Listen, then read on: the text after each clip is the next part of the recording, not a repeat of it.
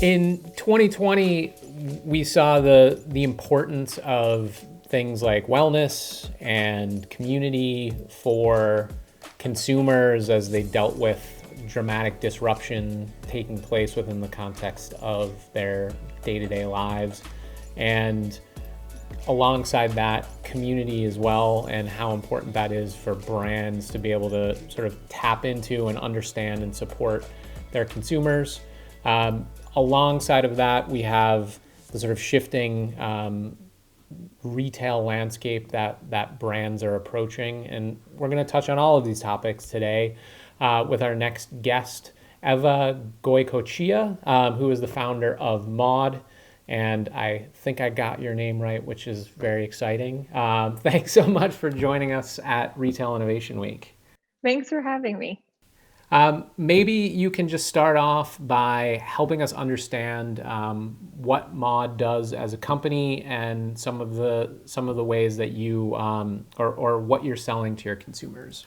Yeah, so Maude's a 2.5, will be 3 in April, a 2.5-year-old modern sexual wellness company that really was born out of this idea of changing the landscape for consumers in a product category that is so closely connected to sort of physical, mental well-being, and taking an approach that resonates more with a current audience. Because I think that if you look at this industry, it's been monopolized by sort of the same players for over 100 years. So we're a modern sexual wellness company based in New York, and I'm actually in the office right now. Amazing. You are one of the rare people who are actually in an office right now. So that's good news for all of us, I hope. So we're in 2021, and I'm curious to know where you sort of like see the conversation around, sexuality in sort of current society. I mean, there's obviously a lot of things that are going on, and what is the general sort of level of comfort, and what does it mean to be this sort of modern notion of sexuality today? So I think even a few years ago, I got asked the question by somebody, because I started working on this in 2015, and I would even say then was too early to sort of position a company that is sexual wellness as sort of a general piece of your wellness. But over the past few years, I think that the discussion, whether it's because we exist or partially because we exist, has started to, the discussion has become reframing sexual wellness as a part of your everyday health. And for us, we sort of sit at an intersection between personal care and I would almost say like a beauty approach to sexual wellness. And that approach has really resonated with customers. So our customers are it's a pretty wide age range. We're a gender inclusive company. You see people from all over the country buying the product, and now Canada. And so I think we've resonated across those generations because it resonates with all of us to say like this is so much a part of your personal health and care. So that's, I would say, the new reframe, and whether or not older brands can position themselves that way, I don't know. Right. No, yeah, I mean, it's obviously like a very loaded category because so much of it has been, sort of lurking in the shadows, and your approach to it is much more open and transparent and about, again, like reframing and sort of getting people to talk about it in a different way. And so I mean, you touched on this a little bit, but I'm curious to know, like, what are you seeing or hearing from your consumers in terms of their approach to and comfort level of talking about this as well?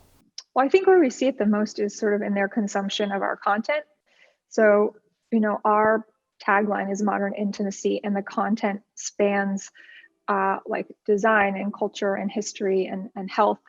And we're seeing them consume those angles equally. And I think that idea that it fits into your life and sort of, sex touches all of those things is something that is interesting, because in one way, if it's framed as sort of like love and romance, we all understand that. And that's something that we're very comfortable with, especially in like mainstream media. cue the romantic comedy, although arguably there haven't been many romantic comedies that are well made in the past years, but sex feels like that's not been connected. And I would say our approach is very much saying like intimacy and love and sex are all part of the same thing. And so that's the feedback that we get. I like that sort of idea of sort of situating it within the broader sort of culture too, and bringing in all these different kind of angles into having that conversation, and recognizing that, again, you're speaking to a consumer that has so many different interests and passions, etc., so that like it doesn't have to be this narrow conversation that you're having with them necessarily. No, and I think that up to now it's been bifurcated where it's commoditized or it's stigmatized, and we're neither of those things. And so, from a sort of very practical sort of point of view, again, sort of talking about wellness specifically, how does that sort of come to life for consumers in terms of the product, or again, what it is that you're trying to sort of achieve as a company? So when we launched with 4 products, and we really were saying, look, here are the essentials, and that includes a vibe, which we don't really call a toy. So a vibrator, condoms, and lubricants. And these were basics created to make you feel like you could have sort of your basic needs met.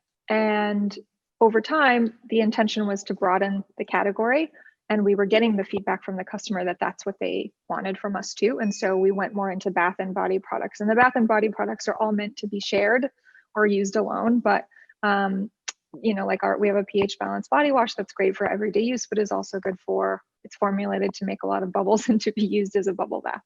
So this idea of making intimacy sort of a broader category and thinking about it like your other personal care categories was something that was built into who we wanted to be and who we were going to become. And then in hearing the feedback from the customer, it sort of solidified that that's the direction that we should go. So you, as a brand, are primarily, or maybe solely right now, and correct me if I'm wrong, direct to consumer in terms of how you're selling to consumers. How is that? Obviously, again, like, traditionally there's this sort of notion of like, if someone's buying a sexual wellness product, there's some shame or embarrassment sort of associated with it. How is that the way that you're reframing the conversation coming to life within that sort of shopping and or customer experience? Well, so actually, I'm glad we're having a conversation during Retail Week because we're about 15%, wholesale. So we are in actually a lot of doors, and that sort of ranges anywhere from like an independent shop, whether that's like a beauty or design shop, all the way to bigger channels like we'll be in Nordstrom, and we've been in Urban Outfitters for a while and all of their sort of other brands. And we're in Indigo in Canada, which is an interesting one because it's a bookstore, but they also have a personal care section. And we've been resonating very well there. So what that means for us as a brand is that in putting us in these different places with this context around whether it's like being next to beauty or being in a design shop has allowed for sex to be this destigmatized thing and has allowed for us to understand where we're working. And so wholesale is a huge part of the future. And now it's just been testing out what are like brand aligned channels and partners for us. So. And are you based on the sort of early days of, going through the wholesale and that being a smaller percentage of total sales, are you being very intentional about who you're looking to partner with? Like, how is that working? Are people coming to you or vice versa in terms of that conversation? So it's a little bit of both. I would say like we use a platform for like the independent stores, and we're able to filter out who we say yes to and who we don't. We definitely don't go into any sex shops. We've had that, we've had people reach out about that. And for us, it's not territory that we're going to go into. And then we actively try to create relationships with the larger retailers. And I think that some of them have been them reaching out to us, and then others have been us reaching out to them. But for the most part, it's pretty strategic. And it's also with this idea that we can either test audience that we might not be speaking to, or it really is like very aligned with the brand already. And then obviously there's the what's the shopping experience like of that? Right. Yeah, and I mean, it is very interesting to think about where, specifically, some of your products show up is so important to the way you're able to sort of continue to tell this brand story and sort of build that conversation out. So to not just sort of, go for growth, but be very intentional about that process. Well, and then there's something to be said about running out of product during COVID. So it's intentional, but it's also, at some points our hands were tied. So got it. Okay. Well, we'll look at it from the positive point of view of things for sure. I mean, you touched on this a little bit, but you started off with a core set of products and you're slowly building out your product ecosystem. What is the guiding light behind there? What's the sort of strategic thought as you think about adding new products into your ecosystem? I think it's always, does it make sense for intimacy? So bath and showers make sense for intimacy. People are intimate in those places. Would going into face cream make sense? No. And I would argue that, for instance, our body oil, you can use it as a bath oil, a daily moisturizer, but it's also for massage. So everything has to have this multi-purpose, dual purpose angle, so that it's really about setting the mood and setting the tone for people to engage with their partners or, have alone time. And I think that's kind of where it stops for us, is like anything outside of that definition really wouldn't make sense. Even if from a branding perspective, it seems like we could offer other types of products, I don't think that it doesn't help codify like what intimacy means. And we're really trying to lead the way in terms of saying this is where it fits into your life.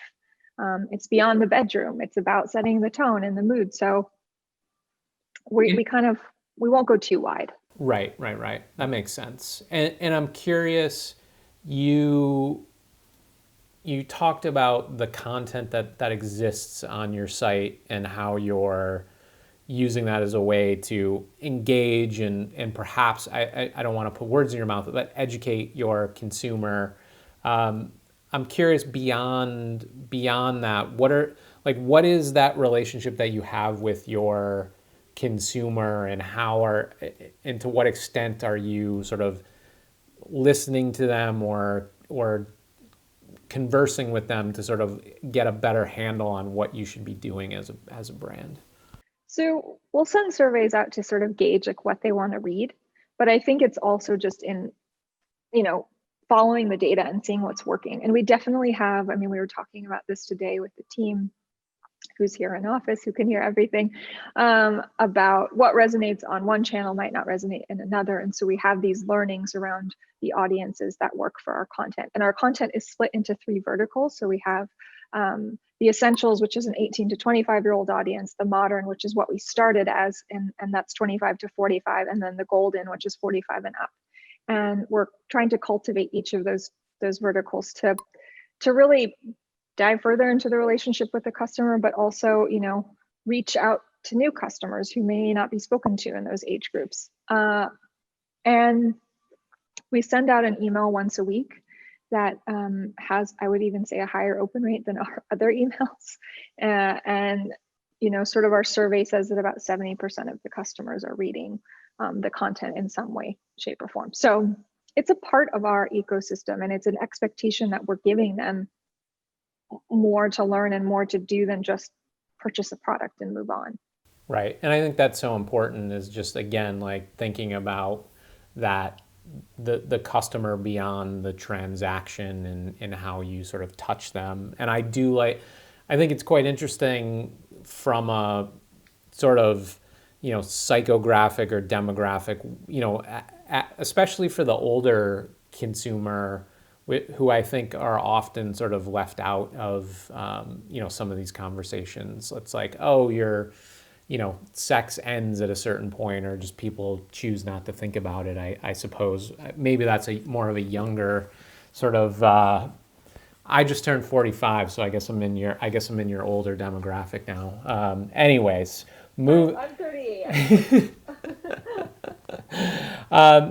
One of the ways that we were initially, came upon Maude was through your staycation multi-brand activation, and I'll let you kind of fill in the gaps a little bit. But in 2019, it was an actual physical space. And then in 2020, for obvious reasons, it moved completely online. And I wonder if you can talk a little bit about, what was the staycation sort of concept, and then how did that sort of, initially, what was the thought behind bringing that to life initially? So we have this office in Williamsburg, and when I first found it, there was a retail space that was also for rent, and I thought, let's rent it. If we grow as a company and we never do anything with retail, that's okay, but let's try. And the first activation we did was called Winter Studio, and it was just our brand. And we got great feedback. We did some really great partnerships, but I think for the most part, the everyday person walking by, if they read the signage, which talked about sexual wellness, they weren't going to come in. It's still stigmatized. It doesn't matter if it looks the way that it does. So the idea behind staycation was, let's recontextualize Maude by bringing it into this shoppable apartment with all of these other brands. We brought together 25 other direct consumer brands to fill out the apartment, and it would allow for Maude to exist with them and give this vision of sort of how you would outfit your life. And it worked. I think it resonated more. I think it was easier for people to feel like they could walk in, and then it also cultivated great relationships with these brands. I would say behind the scenes, we now all know each other and can sort of activate each other's audiences, and it was really a good thing in that sense. So that happened, and then COVID came around, and we were actually the winners of the Appear Here Space for Ideas. So we were supposed to have a store last year, and we still have the retail space. It's now being rented out by another team, but we basically were like, well, we can't do anything offline. We've got to do something online. Let's get these brands back. They're all doing content that relates to being at home and taking care of yourself, and your mental health and your physical health. And let's just call it Staycation Space. And so it's staycation.space. The line was, it was IRL. We took it URL, and it was great, and it got some interesting press. But I think the point was like, the angle that every brand was taking was sort of pretty similar. So from a Maude point of view, obviously you mentioned that in the initial incarnation, it was important to have those sort of adjacencies in order to, better situate your own product. And I wonder, what other sort of benefits have you just seen from those collaborations that you've had with these other brands? I think it just creates this sense of one, it's sort of this shared language of understanding in terms of an easy to buy product, and sort of a comfortable, friendly brand. I think it creates all of these sort of signals of being really approachable that is really helpful for us, because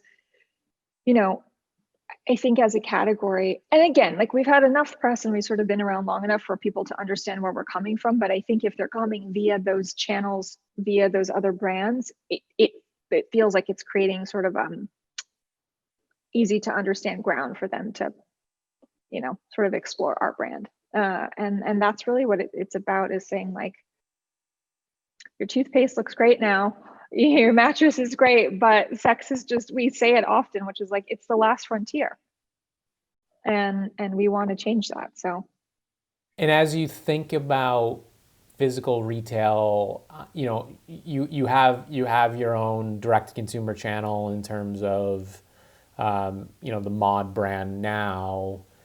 Will you, or do you have plans to think about your, again, thinking about your own sort of physical space in 2021 or beyond?